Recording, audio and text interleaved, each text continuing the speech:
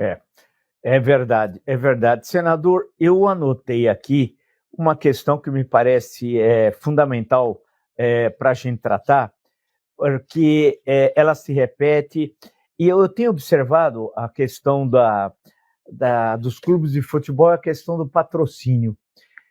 Até recentemente, acho que só o Atlético Paranaense é que não tinha patrocínio de casa de apostas, mas no último jogo, no penúltimo jogo, você estava virando aí, eu vi lá, acho que até uma empresa de uma casa de apostas com patrocínio, se eu não estiver enganado. Aí cria-se uma situação que foi depois denunciada pela imprensa, envolvendo vários jogadores. Como resolver essa questão dos chamados cassinos virtuais? Proibi-los é possível? 2. Se não é possível proibi-los, como conviver com isso? 3. Como ter algum tipo de punição? Como é que essa questão pode ser trabalhada, senador? Bom, esse é um tema prioritário que, infelizmente, pouca gente na imprensa tem a sua independência para discuti-lo, mesmo estando para milhões de pessoas que acompanham você, Vila, no YouTube. Se você estivesse numa emissora, seja rádio, seja televisão, você não teria medo algum de falar sobre isso. O Brasil conhece a sua história. E outros jornalistas que também têm a sua coragem, eles são impedidos, ou seja, há uma censura, não toque nesse assunto. Por quê? Porque hoje o maior faturamento das emissoras de televisão nos seus intervalos comerciais não são mais da Coca-Cola. Desculpe falar Coca-Cola, até porque nem tomo. Hoje eu gosto mais da outra, Zero, mais borbulhante e a mais gostosa, a concorrente dela. Não vou falar o nome, mas todo mundo sabe. Mas ela era a maior patrocinadora do Brasil nas televisões. Cervejarias, depois bancos. Hoje não. Hoje são as casas de apostas que mais gastam dinheiro com publicidade.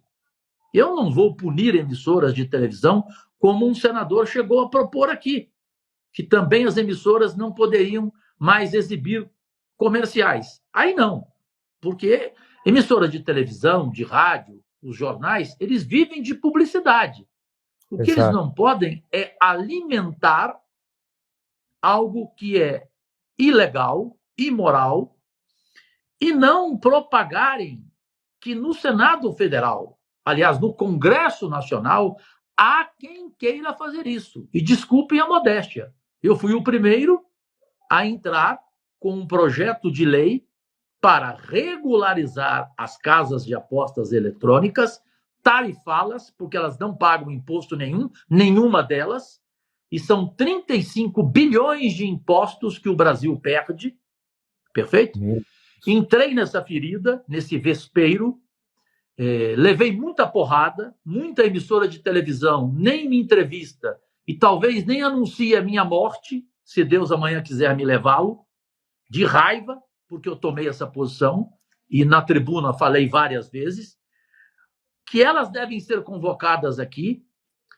Algumas são sérias, algumas querem pagar imposto, não querem continuar ilegais, mas elas discutem algo que o ministro Haddad, ponderado, está errado. Cobrar uma licença igual para toda casa de aposta eletrônica. O valor seria de 30. Não é toda casa de aposta que tem 30 milhões para pagar uma licença e começar a ser legal e a seguir o seu trabalho. Sim. Tem que ser proporcional, tem que ser de acordo com o tamanho da casa o pagamento da sua licença, para que ela trabalhe, repito, de forma honesta, transparente, clara. Agora, há várias casas que estão ameaçando a ilegalidade, irem para a ilegalidade, para o exterior, levar os apostadores para o exterior, como aconteceu em Portugal, Marco Antônio Vila. Boa parte da imprensa não sabe disso, não tem conhecimento, infelizmente. Portugal perdeu uma fortuna de imposto, de tributo, porque agiu assim, cobrou uma licença absurda. O que fizeram as casas de apostas? Foram para a ilegalidade e foram para outros países. O Brasil tem que saber relacionar com essa gente, e a Comissão de Esportes, presidida pelo Romário, comigo na vice-presidência, vai agir assim, mostrando ao governo como deve ser o relacionamento, mas como deve ser também a punição para quem não quiser jogar o jogo limpo. Quem quiser jogar o jogo sujo, que vá para a ilegalidade, que vá para a Punta del Este. Mas continuar do jeito que está, não dá, porque apostadores viraram investidores em jogadores de futebol, pagam 200, 300 mil reais para um jogador cometer um pênalti, para um jogador levar um cartão vermelho, e isso é de domínio público, porque alguns veículos de comunicação sérios e independentes fizeram essa denúncia, essas denúncias, times grandes, não times inexpressivos apenas, times grandes também. Jogadores foram punidos pelo Superior Tribunal de Justiça Desportiva. A CBF deveria, na minha opinião, suspender o campeonato brasileiro enquanto houvesse denúncia de manipulação de resultado, porque tem resultado que é inimaginável. Você vê um time de futebol, de repente, perder de 5. Isso na Inglaterra aconteceu. O Tottenham perdeu para um time, desculpa a expressão, para um time de quinta categoria, um timeco, perdeu de 5. Os jogadores do Tottenham da Inglaterra pediram para devolver o dinheiro da renda aos torcedores. Indignados os jogadores. Então, jogador de futebol que aceita receber dinheiro para isso, e o dinheiro vem de apostador das casas de apostas, aí eu pergunto, esse dinheiro é do apostador? Será que ele tem essa grana, Marco Antônio Villa? Ou será que é a casa de aposta que está dando dinheiro para ele comprar jogador de futebol, aliciar jogador de futebol e corromper, literalmente, um jogador de futebol? Claro que é casa de aposta que está fazendo isso. Porque o apostador não ganha. O apostador hoje vibra com R$100 que ele ganha, como se fosse uma loteria esportiva, e ele continua. Eu vou te dar um exemplo aqui, público. O ex-vice-presidente da República, general Hamilton Mourão, meu amigo pessoal, honradíssimo, contou que o seu neto gastou uma fortuna no seu cartão de crédito, menino de 10, 11 anos, fazendo aposta no futebol, nessas casas de apostas. E não é só o filho, o neto de Mourão. É o neto, é o filho de um monte de gente que está passando por isso, que fica em silêncio, né? E que a imprensa deveria fazer uma investigação, como nos bons tempos de uma revista Placar, dos grandes jornais brasileiros, que infelizmente ou não existem mais ou perderam o poder da investigação jornalística, que para mim só existe imprensa se existir investigação. Como dizia Milor Fernandes, imprensa é oposição, o resto é armazém de secos e molhados.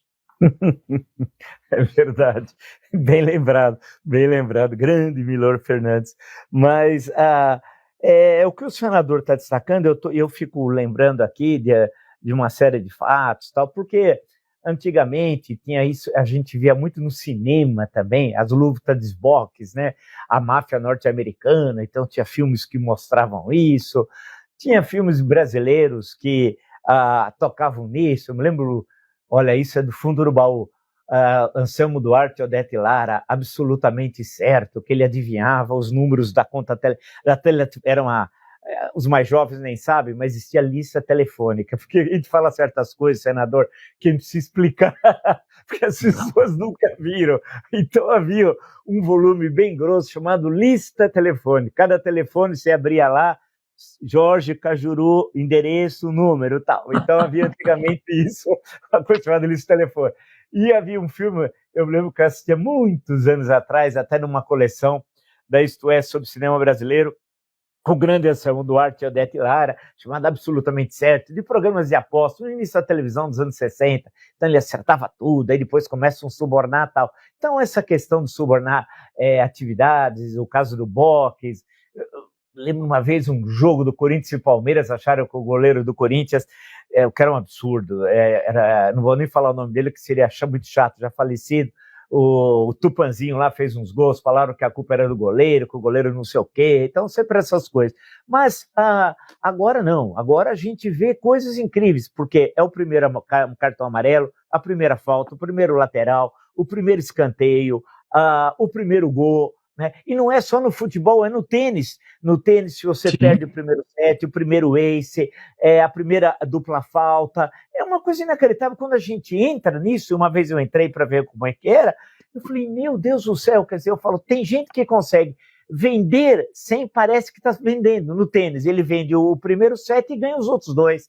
Quem vai dizer alguma coisa? Eu ganhei o jogo, né? Mas ele tinha vendido o primeiro set. Quer dizer, é um negócio complicadérrimo essa questão que envolve as casas de aposta. Quer dizer, legalizá-las e da forma como está sendo sugerido pelo senador, não adianta a gente querer proibir aquilo que não é possível proibir, porque isso, com a mecânica existente hoje no mundo das comunicações, elas vão continuar existindo, né? Então, o desafio é como legalizá-las e impedir que elas de alguma forma violem o esporte, especialmente aquele que nós acompanhamos diariamente, que é uma marca do Brasil, que é o futebol. Claro, todos os esportes, evidente, mas o futebol que a gente acompanha.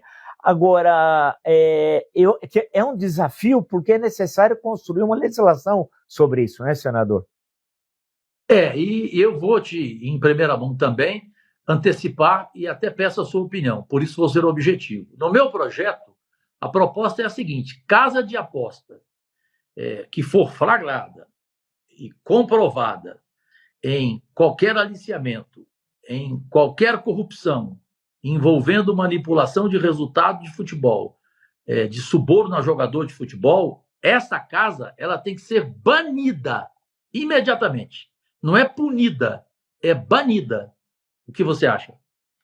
Eu acho excelente, eu acho que tem de ser assim, tem de ser uma forma severa, né? Porque, caso contrário, ouvem aquelas multas, como se fosse um caso de multa, ela tem uma interferência no esporte, supostamente, num caso. Poxa vida, você vai assistir um jogo, você tem uma ligação emocional com o time A, que está jogando contra o time B, você está fazendo o papel de bobo, né? Porque no time A, no seu time, tem 2 jogadores que foram comprados, né? E você não sabe, quer dizer, e isso que o senador lembrou logo no início, de times grandes, quer dizer, não é um time da terceira divisão que aconteceu isso. Claro, qualquer fato seria um crime, mas, poxa vida, houve um caso aí, é chato falar, não sei até que ponto ele teve envolvido, mas um jogador do Santos, que era um negócio que me chamava a atenção. Falei, pô, do Santos Futebol Clube, caramba, né? É um negócio assim inacreditável, né? Então, que isso tenha ocorrido. Mas depois quis devolver o dinheiro, aí foi ameaçado de morte. Claro, você está trabalhando com máfia, você não está trabalhando com anjos, né? Então, essa necessidade, eu acho que concordo plenamente, de colocar na ilegalidade e nem discutir essa questão